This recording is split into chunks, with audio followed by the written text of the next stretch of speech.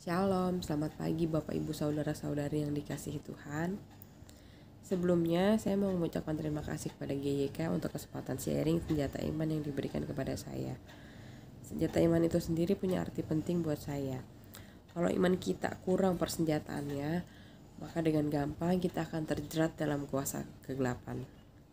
Maka dari itu kita sama-sama belajar ya saudara, supaya persenjataan iman kita semakin kuat.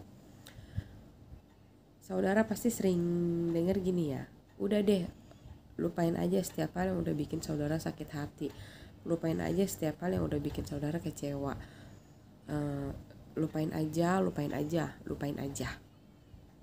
Kalau saudara pribadi bisa nggak ngelupain hal yang udah bikin saudara sakit hati, bisa nggak ngelupain hal yang udah bikin saudara kecewa? Kalau saya pribadi sih saudara ya, tanpa senjata iman itu mustahil saudara ya, itu nggak bisa, no way. Nah tapi saudara, ternyata saudara tahu nggak, firman Tuhan itu nggak ngajarin kita buat ngelupain hal yang udah bikin kita sakit hati. Firman Tuhan nggak ngajarin kita buat ngelupain hal yang udah bikin kita kecewa. Tapi apa saudara, firman Tuhan bilang ketika kita dikecewain, ketika kita disakiti, Tuhan Yesus bilang ampuni saudara. Berapa kali Tuhan Yesus bilang kita supaya untuk mengampuni? Firman Tuhan tuh mengajarkan kita gak cukup 1, 2, 3 kali atau bahkan 7 kali. Itu gak cukup saudara.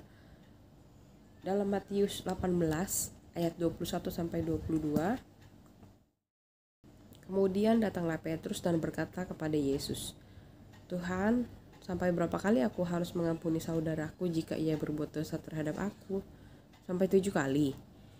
Yesus berkata kepadanya, bukan, aku berkata kepadamu, bukan sampai 7 kali, melainkan sampai 70 kali 7 kali.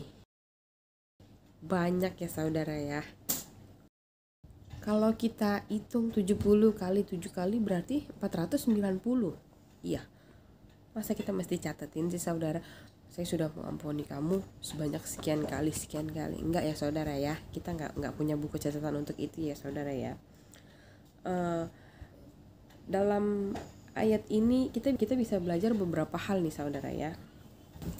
Yang pertama, mengampuni tanpa batas. Sadar gak sih kita setiap hari tuh kita menyakiti hati Tuhan? Kita sadar gak sih setiap hari kita pasti mengecewakan Tuhan? Tapi Tuhan dengan kasih-Nya yang luar biasa masih mau ketika kita datang dan memohon ampun. Tuhan tolong ampuni aku. Tuhan mengampuni kita. Amin ya saudara ya. Walaupun kita udah bikin Tuhan Yesus sedih, walaupun kita udah bikin Tuhan Yesus kecewa, Tuhan pasti ngampunin kita. Amin ya saudara ya. Nah, seharusnya kasih luar biasanya Tuhan Yesus ini bisa kita terapkan dalam keseharian kita, bisa kita contoh dalam keseharian kita. Kalau ada yang menyakiti atau mengecewakan kita atau membuli kita harus bisa katakan, aku mengampuni kamu tanpa batas. Sampai kapan mereka menyakiti kita, ya sampai situlah kita harus mengampuni mereka ya saudara ya. Ingat saudara, benih benci sekecil apapun akan tumbuh menjadi benih benci yang besar.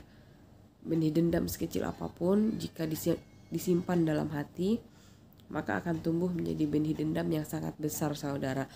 Dan jika itu terjadi, kita akan simpan kebencian dan dendam yang sangat luar biasa. Dan kita gak akan layak disebut sebagai murid Kristus kalau kita simpan dendam, simpan amarah, kecewa, dan kebencian dalam hati kita.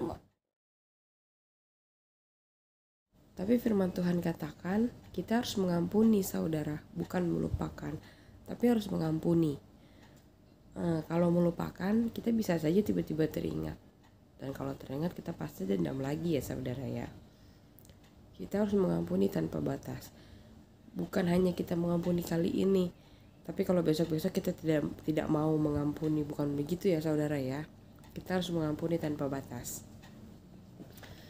Yang pertama tadi mengampuni tanpa batas, dan yang kedua mengampuni tanpa syarat. kita nggak boleh memberi syarat untuk mengampuni. Contohnya, kamu harus traktir saya makan dulu, baru saya mau mengampuni kamu. Nggak boleh pakai syarat ya saudara ya. Ingat gak, Tuhan Yesus mengampuni kita aja nggak pakai syarat. Seharusnya hal ini pun bisa kita tiru, mengampuni tanpa syarat. Dan yang ketiga saudara, mengampuni sampai tuntas. Jangan disimpan lagi hal-hal yang kecilnya. Contohnya, oke, saya ampuni kesalahan kamu yang ini aja, tapi yang itu sorry, gak bisa. Gak boleh gitu ya saudara ya. Tuhan mengajarkan kita supaya kita mengampuni sampai tuntas. Jangan ada disimpan lagi hal-hal yang kecil-kecil segala macamnya itu. Kalau kita simpan kesalahan orang sekecil apapun saudara, itu akan tumbuh menjadi kesalahan yang besar, dan itu akan membuat kita jauh dari berkat Tuhan dan membuat kita jauh dari kasih Tuhan, dan kita gak pantas disebut murid Kristus saudara. Jadi kita harus mengampuni sampai tuntas ya saudara ya.